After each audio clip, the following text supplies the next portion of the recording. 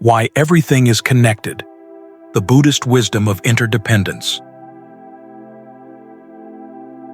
The root cause: nothing exists by itself.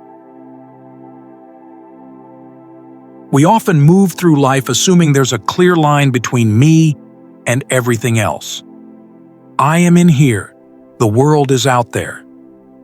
This sense of separateness feels natural, even obvious. But the Buddha's teaching begins by quietly asking us to look again, right here, right now. Take something as ordinary as a breath. What was outside becomes part of you as you inhale. It sustains your life. And as you exhale, what was inside flows back into the world. So where is the boundary between you and everything else? The more closely you look, the more it disappears. This simple observation points to something deeply important. It reveals why everything is connected, not just as a poetic idea, but as something we can actually observe. And the reason is surprisingly straightforward. Nothing can exist on its own. This is not a mystical belief. It is something the Buddha saw with great clarity. In the Pali language, this truth is captured by the word Suññatā, often translated as emptiness. But emptiness doesn't mean that things are meaningless or don't exist. It means that nothing has a separate, independent nature. Everything is empty of a fixed self. It exists only because it depends on other things. Imagine a wave rising on the ocean. That wave has no separate wave-only identity. It is made entirely of ocean. It cannot exist apart from the conditions that give rise to it: wind, water, movement. Its emptiness doesn't make it less real. It makes it part of something larger.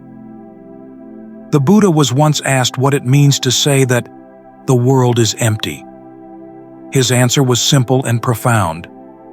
The world is empty of a self, meaning any fixed, permanent essence, or anything belonging to such a self. This is not just a view about people. It is a description of all existence. The teaching of Anattā, or not-self, brings this insight into the realm of personal experience. It shows that what we usually call me, my body, thoughts, emotions, is also not something separate or unchanging. In the Anattā Sutta, the Buddha pointed to each part of experience and said, "This is not mine. This I am not. This is not myself."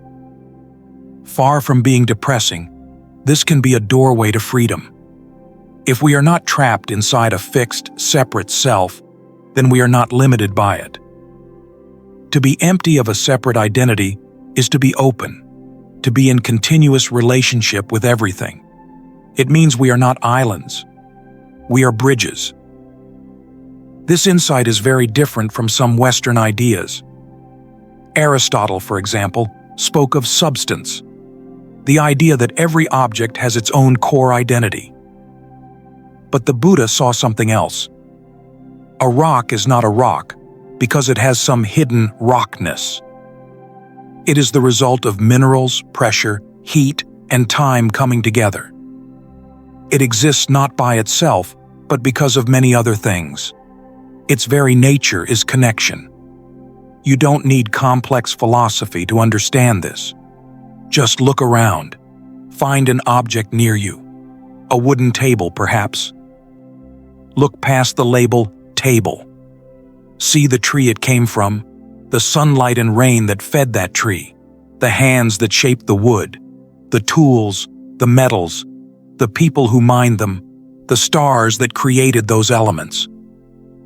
Suddenly, the table is not just a thing. It's a story, a chain of causes and conditions. Because the table is empty of a separate table self, it is full of everything else. And so are you.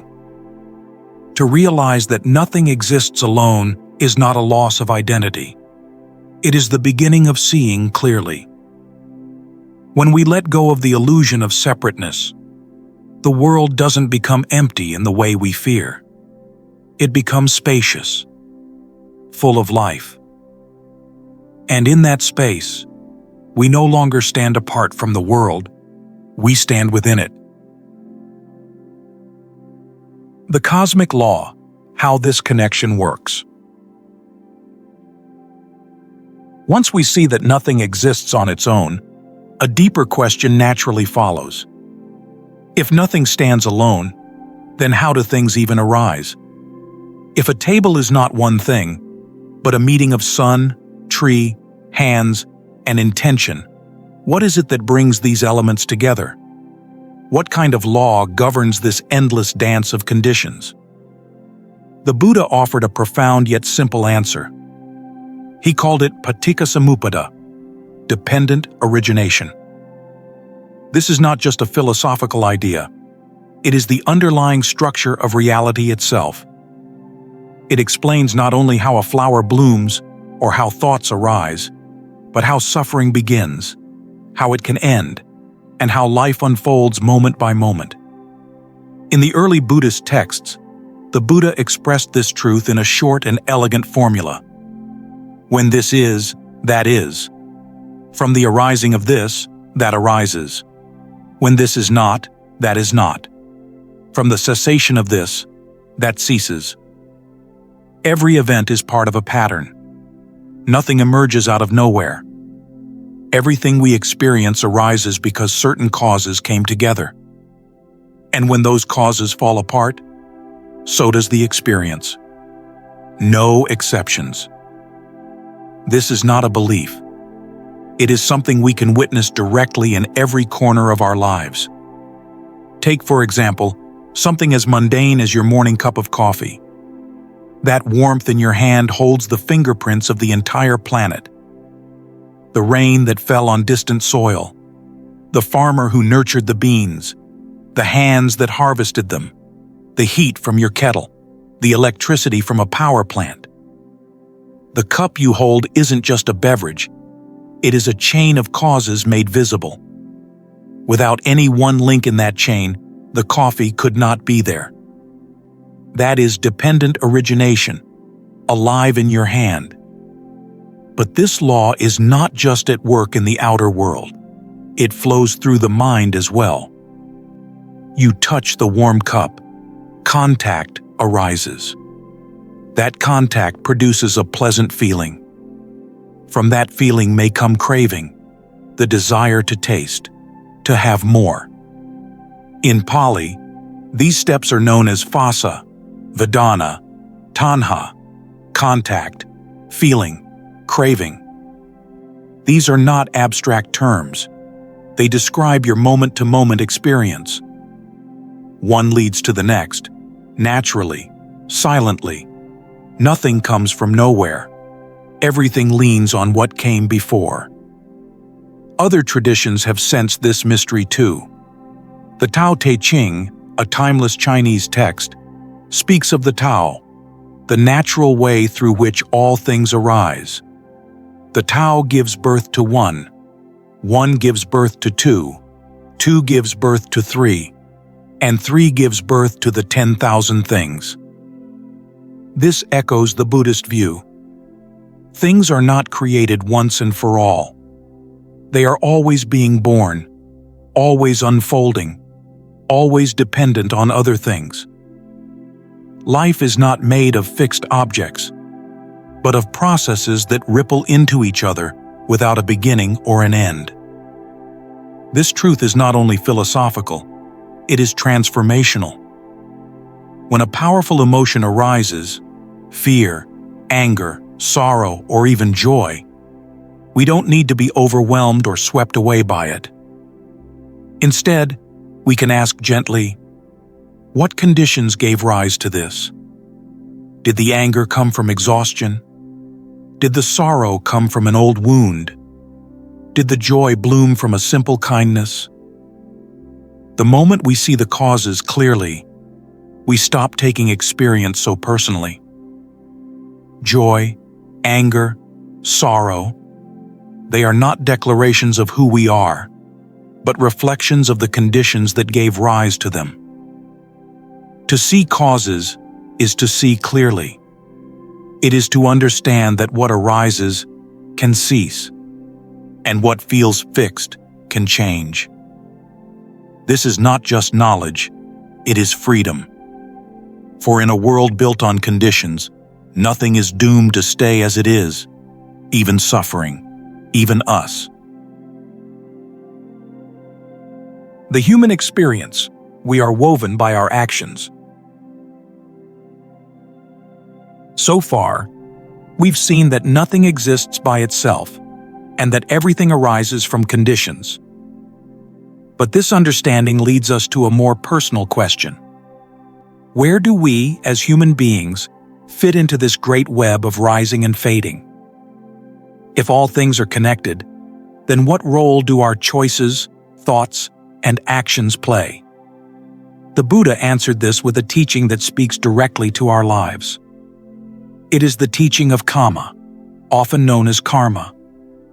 But this word, though familiar, is often misunderstood.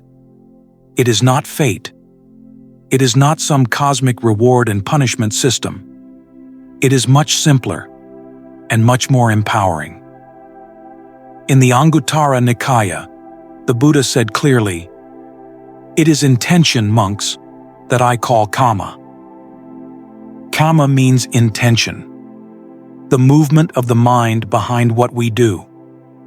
Every time we speak, act, or even think with purpose, we are shaping what happens next. We're not just being carried along by life, we are helping to steer it. Our intentions don't disappear. They leave traces. They affect others, often in ways we'll never see, and they come back to shape the world we live in. Think of a quiet act of patience during an argument, a kind word to someone who feels invisible, a cruel thought that you hold on to, a harsh comment said aloud. None of these vanish. They enter the field of connection we all live in. And because we are part of that field, we eventually experience the results of our intentions, not as punishment or reward, but simply as consequences. The effects return to us, just as ripples return to the center.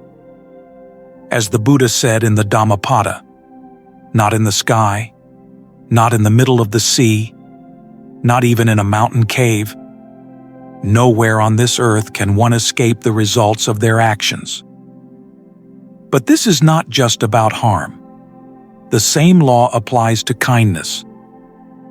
Every good intention, no matter how small, makes the world a little better. A caring thought, a gentle pause before reacting, a quiet act of help. These things add to the shared space of our lives. They help build a world where we are not just surviving, but supporting one another. This truth isn't unique to Buddhism. The Stoic Emperor Marcus Aurelius also saw it. He wrote about sympathia, the deep connection of all things. What is not good for the beehive, he said, is not good for the bee. When we hurt others, we hurt ourselves. When we care for others, we help the whole. Living with this understanding doesn't mean being perfect. It means seeing clearly that we're never powerless. Every moment, we are planting seeds. Every choice we make becomes part of the world around us. Whether we notice it or not, we are always contributing. And that's what gives life meaning. Our actions matter, not because someone is judging us, but because they shape the world we all live in. When you choose honesty instead of lies, kindness instead of anger, care instead of harm, you're not just being good, you're protecting something important. You're honoring the deep connection that holds all life together. In a world where everything is linked, our intentions are never just our own. Every choice reaches farther than we think. And when we truly understand this, we stop wondering whether we matter. We know that we always do. Because to intend, even in silence, is to shape the world. The open heart, living the truth of connection. When we begin to see clearly that nothing exists by itself, that all things arise through conditions, and that our intentions shape the very world we live in, something inside us starts to soften. The sharp edges of separateness lose their grip. This understanding, when it moves from the realm of thought into the space of the heart, doesn't demand obedience. It simply blooms into a deep, natural care. The Pali tradition has two timeless words for this: metta, or loving kindness, and karuna, compassion. These are not ideals imposed from outside. They are what the heart naturally feels when it is no longer walled in by the illusion of isolation. When the boundaries of me and you become porous, harming another begins to feel like harming oneself. Their pain echoes in you, not as guilt, but as a shared tremor in the same web of life, and their joy becomes your own widening peace. The Buddha never demanded that we force this feeling. Instead, he invited us to look closely, to see clearly, and from that clarity, love arises without effort. Because when we see others as part of us, kindness no longer needs to be practiced. It becomes instinctive. Interestingly, even modern science has started to glimpse this truth through a different lens. In quantum physics, the phenomenon of entanglement shows that two particles, once connected, remain linked across space and time. A change in one affects the other instantly, regardless of distance. The physicist David Bohm spoke of this as a sign of a deeper, implicate order, suggesting that the separation we perceive is only surface level. Beneath it all is an undivided whole, something the Buddha realized not through equations, but through silence and insight. Yet the Buddha didn't stop at insight. He offered a path to live this connectedness, not as an idea, but as a felt experience. That path is metta meditation. It begins simply, wishing yourself well. Then gradually, extending that same wish to others, to a loved one, to a stranger, to someone you find difficult, and finally, to all beings everywhere without exception. It is not sentimental. It is training the heart to reflect reality. In the Karaniya Metta Sutta, he gave a vision of what this looks like. Just as a mother would protect her only child with her life, so too, let one cultivate a boundless heart toward all beings. This is not about perfection. It's about practice, about remembering, moment by moment, that the person in front of you is not other. The stranger at the bus stop, the driver who cuts you off, the colleague who irritates you, the family member you take for granted. They are all threads in the same fabric. Their joys, their wounds, their longings, they are not foreign. They are familiar because they are yours too. The path of connection is not a doctrine to believe, but a way to feel. Through the softening of boundaries, the opening of the heart, and the simple courage to care. And in that caring, life becomes not something to conquer or escape, but something to join, to tend, to love.